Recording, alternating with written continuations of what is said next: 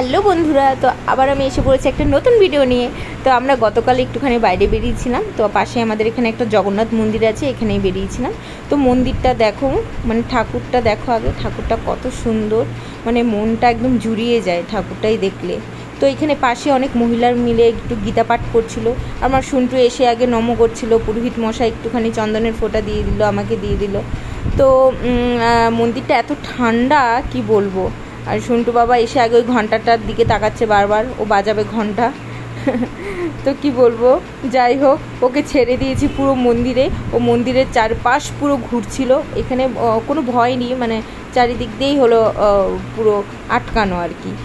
তো এসে ওর ফ্রেন্ড হয়ে গেছে, বন্ধু হয়ে গেছে দুটো, একটা দুজনই ছোট ছোট ওর মতো বাচ্চা, একটা একটু বড়।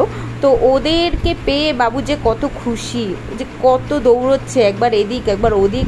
আমরা পুরো ছেড়ে দিয়েছি, আবার পুরো তো ছাড়াও যায় না, ওর পিছন পিছনে একবার আমি যাচ্ছি, একবার ওর বাবা যাচ্ছে, মানে একদম পুরো ঘাম ঝরে গেছে, এত চঞ্চল ছটফটে হয়ে গেছে। অ্যাকচুয়ালি কী হয়, সবসময় ঘরের মধ্যে থাকে তো বাচ্চারা না বেশিক্ষণ ঘরে থাকলে না একটু বেশি জেদি হয়ে যায়, রাগি হয়ে যায়, আবার অনেক সময় ভয়ও পায়, এত লোকজন লাইট দেখে মানে ভয়ও পায়। একবার এরকম হয়েছিল শীতের সময়, অনেকদিন পর ঘর থেকে বের করানোর পর না ছেলে ভয় পাচ্ছিল, কারো কাছে যাচ্ছিল না। তো এবার ভাবলাম আমরা এবার একটু সন্টুকে মাঝে মধ্যেই বের করব, একটু বাইরে নিয়ে যাব, বাইরের পরিবেশে দেখাবো। তো এখন মাঝে মাঝেই বের করা হয়।